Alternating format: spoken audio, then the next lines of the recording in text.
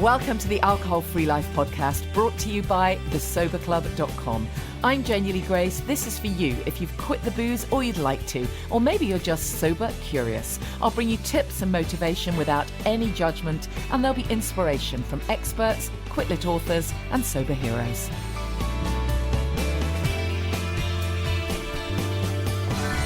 Hi, and welcome to the podcast, and I really hope you're well. I am feeling super grateful that I am back from my trip. Some of you may know I had a couple of weeks away. I had to have a really hideous operation, a sinus operation, and some dental work, which was all caused by bad dentistry. I'll tell you the whole story one of these days. Well, maybe not here, but on my other website, my imperfectlynatural.com stuff, I'll share all the gory details and in fact all of the holistic stuff that supported me, because I really was incredibly well supported through it all with the best kind of supplements and holistic stuff and the right mindset, which made a massive difference, I can tell you. And I do feel really blessed because I had the operation and healed super quickly, zero bruising. Oh my goodness, am I grateful for that. I thought I was going to be doing my event on August the 15th. We've got a live podcast event in London, and I thought I'd be having to kind of wear lots of scarves to kind of cover up a huge bruise, but amazingly, absolutely no bruising. So I'm very grateful for an awful lot of things. It's been a week of really focusing on gratitude, and it was quite an adventure as well, because it was a sinus operation that I had. I couldn't fly, so I had to travel back on trains across Europe, which I'm sure some of you do that stuff all the time, but I've never been particularly adventurous. So it was like being a student again, getting an Interrail pass and doing this fantastic kind of trip across different countries. I mean, it was time specific, and that made it slightly more stressful than if we were just chilling. But it was pretty amazing, actually. And the absolute silver lining to it all is that I got to stay over in Madrid, and that meant that I got to meet Susan from Hola Sober. Oh my goodness, what an incredible, amazing woman. As you know, I've chatted to Susan lots of times on the podcast, and it was just so fantastic to meet her in real life. We're cooking up some plans. It was just great that, being sober just brings you all these incredible connections. It's really special. It really, really is. So literally my new best friend, and it was just amazing to meet her. So in the light of that, I mean, we were gassing way too much to actually record anything. But in the light of that, I thought, why not rerun a little section of a podcast that I did with Susan a little while back? Because the stuff that we were talking about then is really relevant right now. There's been so much recently going down about people feeling triggered by the weather. Somebody saying, oh, it's raining all the time, and that just makes me want to kind of hole up and drink. And other people saying, well, I'm going on holiday and I'm really worried about the sunshine because that makes me want to drink. And it's such a thing, these outside triggers. And I remembered that, I'd done this piece with Susan where we cover so much around how we can tame these triggers and how we can just step away from that FOMO, that fear of missing out, because really we're not missing out on anything. So as we're coming up to episode 250, a few of you have been telling me some of your favorite episodes. And of course, anything with Susan is always up there. So I thought I'd give you a little bit of a rerun of that. Just before I do that, just a reminder, those of you who've got tickets for our live podcast event on the 15th, I'm really looking forward to seeing you. Sadly, it is sold out unless there are returns. I'm pretty sure that Sober by the Sea is also sold out. And but I will be putting in place another live podcast event probably early October. So let me know if that's something that might be of interest to you, and going to get a date together real soon too for our Family Constellations event. So October, there's going to be quite a bit going on. So make sure you keep checking out thesoberclub.com, click on events, and you'll find out all the stuff that's going on there. But meanwhile, just enjoy hearing this again. It's a thing, isn't it? When you're early days the sunshine is one hell of a trigger for your unconscious mind, telling you, oh, that means you must go and have a drink. Absolutely. I mean, it's funny because I suppose in Ireland and England, the weather has been so dreadful that I think that's an added impetus right now with the sun beginning to come out. But I often feel that women see sunshine and they say hello Chardonnay as opposed to hello sunshine, right? So it's hello Chardonnay. And suddenly you and I are getting emails from women exactly as you describe. It's a huge trigger. It's a huge, enormous trigger, not just for early days, but I think it's something that people address even in year 2, because there is that habitual behavior that we were all in, which was particularly in Ireland and England. Sun comes out, we don't see it all that often, and we immediately gravitate to that sunshine terrace, and we immediately in our head see a glass of vino, a beer. We see alcohol entrenched within sunshine. We don't see sunshine as an excuse to necessarily go sunbathing. We see it as an excuse to actually have wine in the garden or, out on a terrace with friends. It's really funny. true.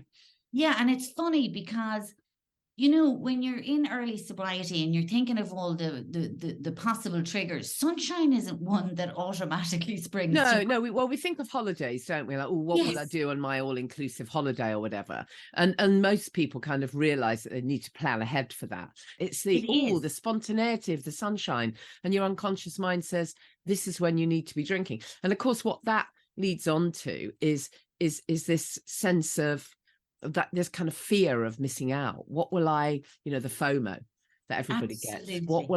How will I miss out? What was that like for you in the early stages? Did you get any of that kind of fear of missing out stuff? I think that because I live in a city at which you pass terraces every single day of the week filled with people, right? Spaniards take to the streets, and the sun, we have a lot more sun than you do. Therefore, there's an awful lot more terraces and a hell of a lot more wine drinking, right? So what I felt was when I was passing these terraces, which I would pass every other day coming from work, in the beginning stages, I changed my route home so that I wouldn't have to sort of head on meet all of these people allegedly out in sunshine, clinking glasses, having a great time. And what I had to do for my own sense of feeling of strength was that I had to actually be sort of really pragmatic and cold with myself and say, Susan, be real. You never went onto a terrace in your born days and had one. Yeah, exactly. You never went onto a terrace anywhere in any part of the world at any time of the day and had one glass of wine ever, right? You were always the one that wanted one. And sure, now we're settled in, sure, we'll have another and we'll have another. And inevitably, that's exactly the moment when things went askew or went awry, or I maybe said too much, or maybe I overspoke, or maybe I argued with my husband. So I had to be really cold with myself in those early days, like days maybe 20, 21, 22. And I had to remind myself and think to the end of the sentence. The end of the sentence, inevitably for me, was the sun may have come out, and I may have had a glass of wine, but it ended like a shit show. Yeah, exactly. 50% of the time. Exactly. At least 50% of the time. Not every time, but 50% of the time. And is there anything worse than waking up the following morning on a Saturday, having had sunshine and a glass of wine with colleagues from work, and your awakening thought is, what did I say last? Yeah, was exactly. I okay? How many times did I say to my husband, was I okay? And we had, this week, I had family in from the States and from Ireland, and we were on a sunshine-filled patio out the back, and there was wine being consumed. And I can absolutely honestly tell you, 4.5 years in, not only did I didn't have FOMO, I didn't feel I was missing out, but boy, was I glad on Thursday morning. Exactly. They were all dying. Yeah, Jane. Exactly. Feeling ropey, feeling, really unwell, as you do. You've been up late, you've had a few glasses, whereas I was bouncing around like a blue arse fly, happily hangover free, filled with the joys of spring. So I know myself that in the early days, the only thing that I did to save myself was to think to the end of the sentence. Yeah, exactly. Play that tape honest forward. with myself. It's the glamorizing of it all, isn't it? It's the glamorizing. It's like, you know, we ought to know that alcohol is super bad for us. I find myself saying this all the time because I'm still incredulous that I didn't know. And even now, I don't know how often you listen to my podcast, but pretty much every week I read another news story out that's just come out about how alcohol is good for you. And the one I read out last week, oh my God, last week's one was sensational. It was, you must have seen the article, that those people who drink moderately have less chance of an early death than teetotalers. What BS is that? What BS is that? That's the thing that would have kept me so stuck. Now, of course, when you get into small print, it's like, oh, but if you drink more than a certain amount, then that's worse. And then you definitely have an early death and everything goes to shit. But there's that line in the middle. There's the headline that effectively says drinkers are healthier than non-drinkers. There it is in black and white on the headlines of the newspaper, you know, with a lovely quirky headline. I'll drink to that. Oh my God, that shit kept me stuck for years. Years and years and years and years. But it's not true. It's actually not true. It's absolute bollocks. The alcohol is just so awful at any level and any amount. So why do we crave it? Just because it's a sunny day? This cognitive dissonance that we have. It's incredible, isn't it? Here's the thing. It's ironic that you're saying about that headline, because those things incense me, right? And I constantly feel that voice inside of me saying, shout louder. Yeah. And I think that, you know, there's so many battles on so many fronts that we have to fight to de-glamorize any form of alcohol and to follow the Canadian lead of there is no amount of alcohol that's they finally said that, bless them. Yeah. They did. They have, and then here's one that happened to me today, driving on the highway today. My husband was driving, I was passenger.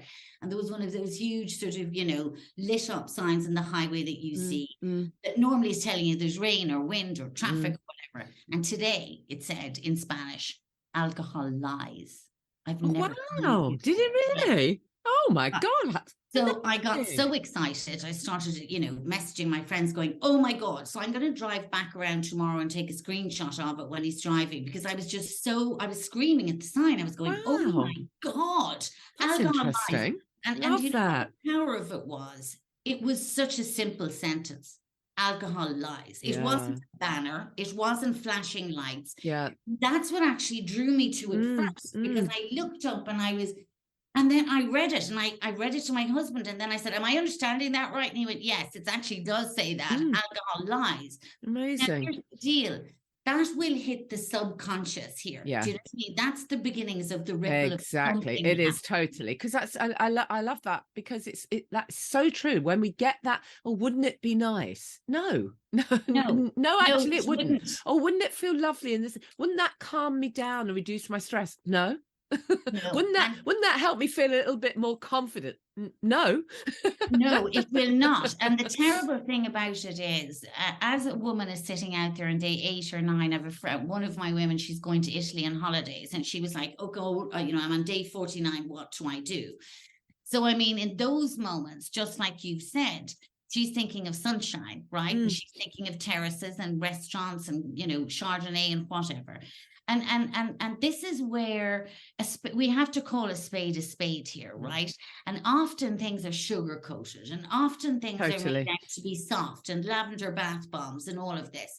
But I believe that until such time as we shoot from the hip about alcohol and shoot from the hip as to the truth about when you drink every day, be the sunshine, the terrace, the vacation, alcohol will add nothing to your Friday experience or nothing to your holiday. In fact, as you and I both know, it takes from it on every level. Absolutely. It takes from you being present. It takes from you and your energy, your time. It adds to your anxiety. It will actually lead to further and deeper depression. It will cause a shit show in your hormones. So if we don't keep banging that drum, women will keep coming to you and I going, oh, but God, Janey, it's Thursday. The sun is shining. I live by the sea. when you and I want to say, you live by the sea, what privilege. Exactly. Yeah. You're the lucky one without the booze. Totally. Have a beautiful cappuccino and a slice of cake. Enjoy all that you can by the sea. You don't need alcohol. Ethanol, can we call it that? Ethanol. It's literally rocket fuel practically. And we put it in a fancy glass. And we misconstrue the fact that sometimes in those moments on a terrace, you and I are having a ball and laughing.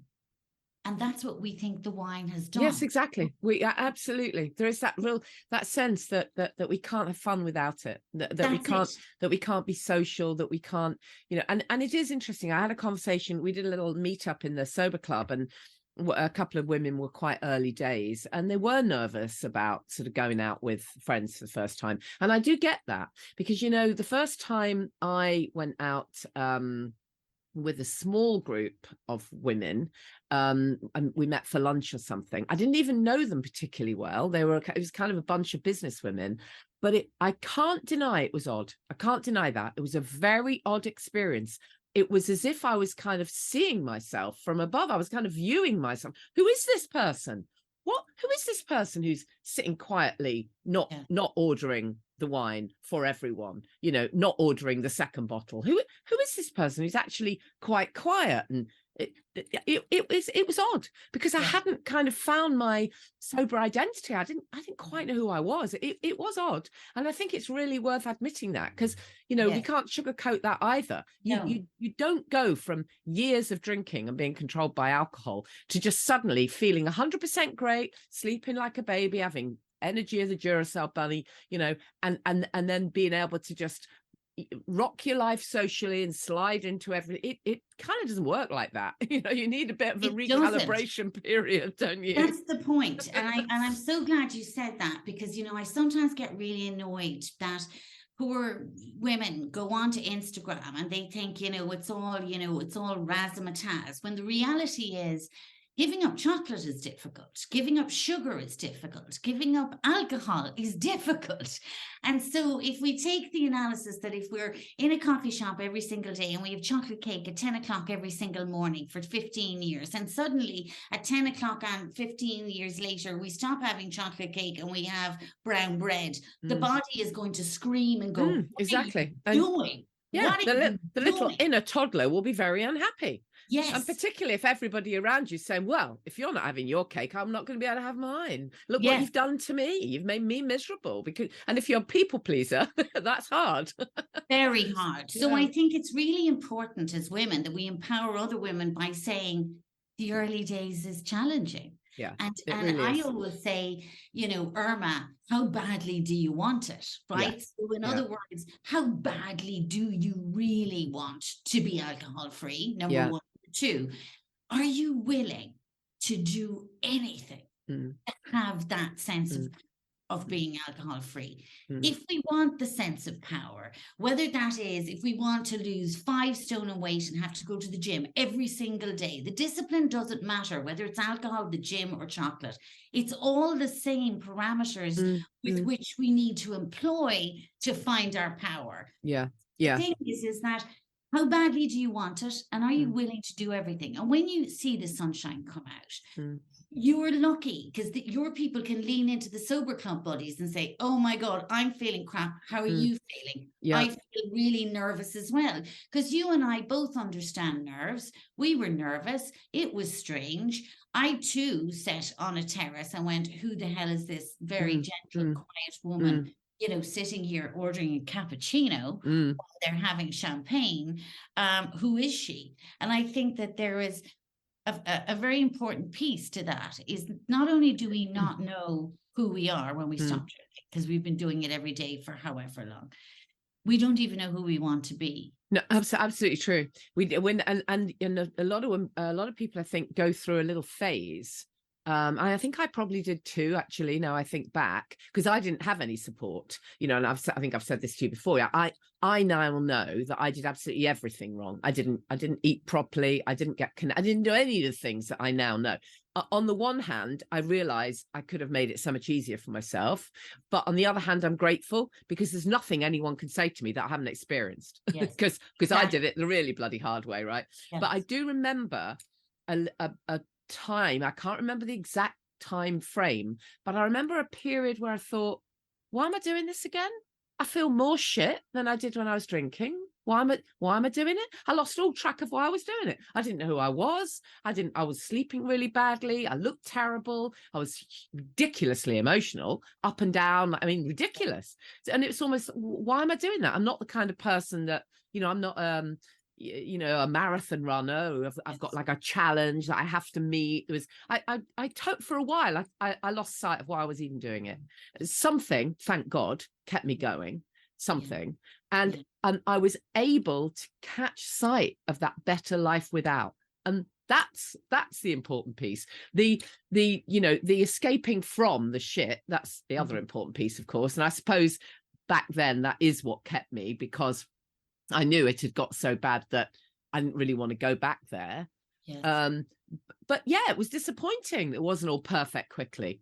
Right? Yes, because I think that, when you're sitting on the Sunshine Terrace on your day 9 or day 21 or 27, and as you rightly say, you're not sleeping, you feel shit, you feel out of sorts, and you're a bit pissed off with the universe because you're still in that stage of, do I want to do that? Do I want to live this life? Because this is really hard.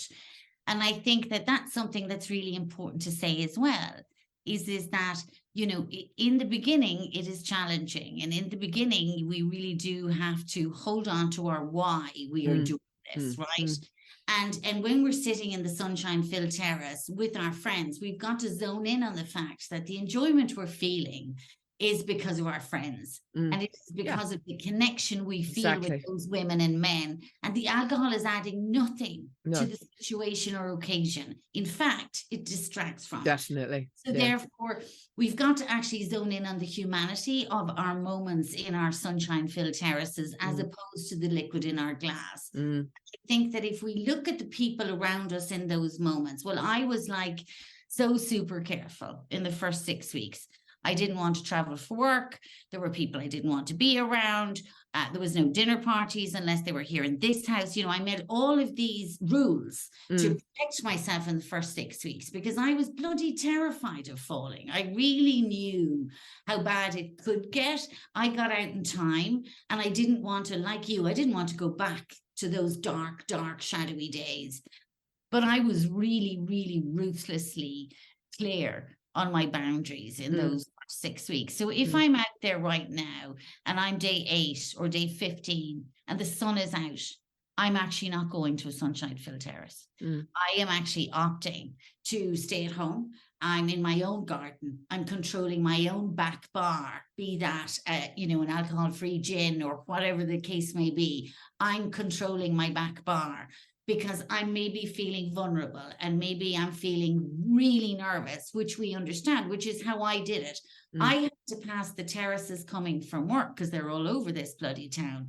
But once I changed my route from work and avoided as many as I possibly could in those first 2 weeks, because I used to go there, so I didn't want to pass the ones where I used to go. Yeah.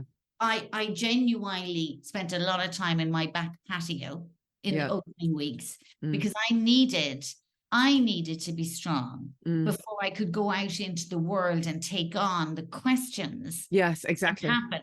Well, that's the other piece, isn't it? No, I mean, you're absolutely right. And I think everyone has to deal with this, whichever is best for them. And if you don't want to go somewhere, don't go. Simple as that. This is the most important thing you'll ever do, isn't it? Right? Absolutely. The most important thing you'll ever do for yourself. That's it. There is nothing more important than this. There isn't. And here's the point. It's the golden ticket. Yeah. And if indeed you've got into that gray space or that dark black space and you want the golden ticket, it's like anything in life. We have to work for it. Yeah, you have to be willing. Yeah, I have to be willing to put the work in. We have to work for it. That's the bottom line. But we work in community. We're no longer isolated on our own like we used to be when we were drinking in secret. So we work in community. So your sober club people, they're leaning in, leaning on, messaging, WhatsApping, going to a meet, doing whatever they need to do. Exactly. Well, I think that accountability piece is really key. But what I was just going to pick up on, something you said there, which I think is really interesting, is that,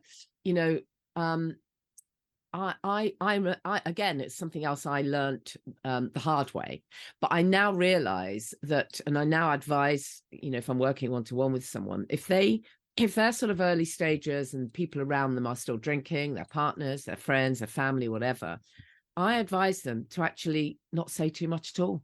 I agree. Don't get involved in great long conversations about why you're doing it, how long what you do, because it can very quickly turn into some kind of debate, some kind of, whatever it is, you're not strong enough yet to have that conversation. So I just recommend, you can say, oh, I'm not drinking at the moment. I feel so much better. It's great. My anxiety is much less. By the way, how was your holiday? Change the subject. Even with your partner, I recommend you lay out the basics. In fact, I often recommend don't even go there. Just say, oh, I'm doing a health project on the couch. That's what it is. That's the truth. It is a health project. I'm doing a health project. Yes. So by the way, I'm not drinking. Please don't offer me any. And no, I won't be going to X, whatever it is, on Saturday where you're up, having wine tasting, whatever the hell it is. I won't be going. But so thanks. I'm just letting you know. End of. I agree. Whereas if that conversation is, oh, well, I've had some issues and I'm stopping drinking, and I'm like, oh my God, that just opens the can of worms. Well, you're not that bad, and on and on. So just literally don't get into it because you're too fragile at the beginning.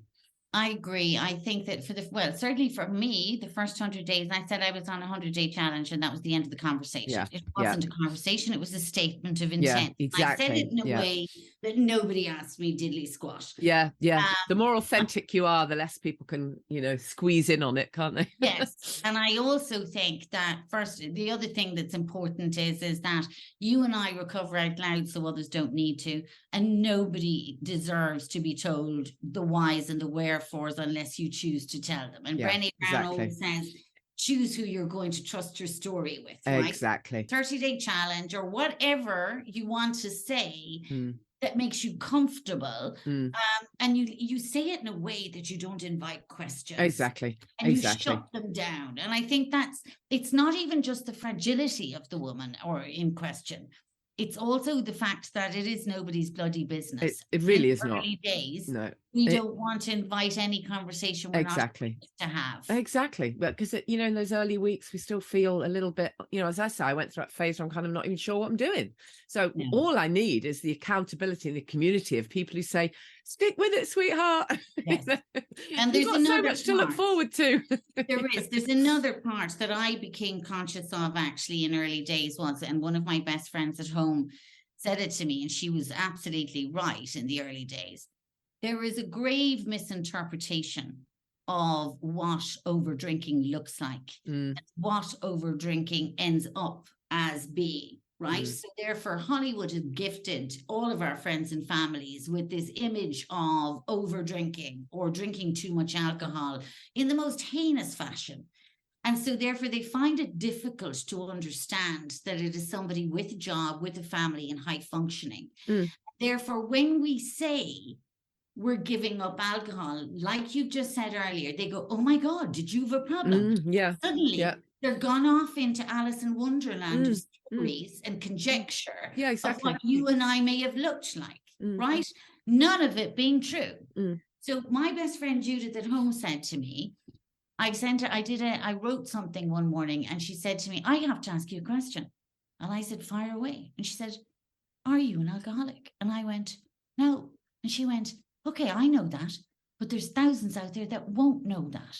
So therefore, just be aware of who you're telling, because there is such a stigma attached to the entire A word. She was concerned for me that people would think, oh my God, she's given up, and join dots that weren't even on the map. No, that totally. Weren't even on the map. Whereas, and when you're in early days, I certainly was usually conscious of all of those things. Yeah, no, totally. So therefore, I think that part of the job of those of us that recover out loud is to actually teach and educate friends and family that actually know.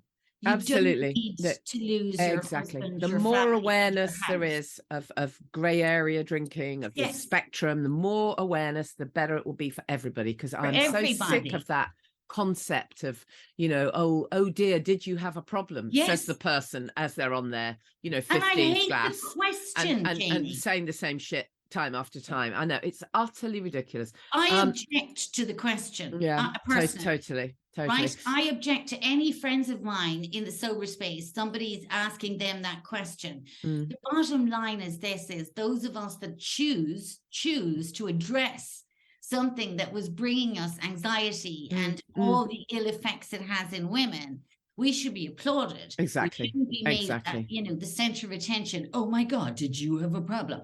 And I've always wanted to say, I have been asked it, by the way. I've wanted to say, no, I don't have a problem. Why do you have a problem? Exactly. Well, I'm sure I told you once that when I had a little party, and I think I was 3 months sober. And a friend, I hadn't seen her for a long time, and she sort of said, "Oh, so well, you look really, really good. Have you dried out by now?" like I've been, in the skip, pouring the vodka in from a great height of a morning. Have you dried out? I mean, what perception is that? And that's what keeps everyone stuck, because everyone else who's drinking too much will be thinking, oh, thank God I never got that bad, so I don't have to stop because I wasn't that bad, and it perpetuates, doesn't it? Anyways, thank goodness that we are able to spread the fabulous messages. So, to conclude, don't be worried about the sunshine. Enjoy the sunshine, right? If you want to have a drink of something, keep the ritual. Change the ingredients. Yes, sit on the terrace if you want to. Yes, have a nice glass. Yes, have a lovely time. Make sure it's got something alcohol-free in it. Why would you want poison? That's kind of it, right? And that is it. And the point about it is the nature aspect of sunshine and fresh air is so important in early sobriety all of the time. But in early sobriety, we need this injection of vitamin D. We do. Right? We definitely do. And so therefore we need to celebrate the sunshine. We need to reframe it and actually think, oh my golly gosh, I'm actually going to be out there on my own patio or wherever else. I'm going to choose to have this fabulous create something amazing and celebrate the moment and celebrate you being you and not drinking today, as opposed to let's not forget and rewind maybe a year ago, maybe another terrace, another time in your life when you overdrank. I think it's often, for me, I'm the kind of person in the beginning, Jane, that needed to remember the dark with the light. So I remember the dark so that I could face the light. Right? Love it. Sadly, I'm out of time today. I could chat to you for easily another hour, but I'm out of time, so you're just gonna have to come back. Yes, and you know me, I love chatting to you, and I shall come back. Yeah, definitely come back. I'm sure there's lots more we can unpick. So don't forget, if you want connection, you want support, accountability, inspiration, all of that stuff, if you want to live your best life without the booze and focus very much on the holistic picture, on the what's next, then check out the Sober Club, thesoberclub.com. It really is a very inspirational community. I know I would say that myself, wouldn't I? But it is. And don't forget, I also offer one-to-one coaching. I've also got a team of coaches who I've trained. Our next sober coach training is in October. It's almost full. So if you've been thinking about it, but you haven't made the move yet, then you're going to need to get in quick. And then the one after that will probably be the end of January, and some very exciting plans coming up around that for next year as well. So you know where to find me, you know where to follow me, at Janey Lee Grace. I'm very easy to find. If you're struggling, reach out. Don't hole up. Despite all of that stuff we've been talking about, if you may be thinking, well, it's easy for them, it's easy for Susan, it's easy for Janey, it's not easy for me because X and Y, and maybe it isn't, but you know what, it's still worth doing. So reach out. Maybe you just need just a different perspective, just a different way of looking at something, and if I can help you with that, I will. I always try and reply to as many messages as I possibly can. So you know where to find me, at Janey Lee Grace. And don't forget, let me know what your favorite podcast episodes are. Always love to know. See you soon. Thank you for listening to the Alcohol Free Life podcast, brought to you by the Sober Club. Please rate and review. And if you want support, accountability and inspiration, and you want to live your best life without the booze, check out thesoberclub.com.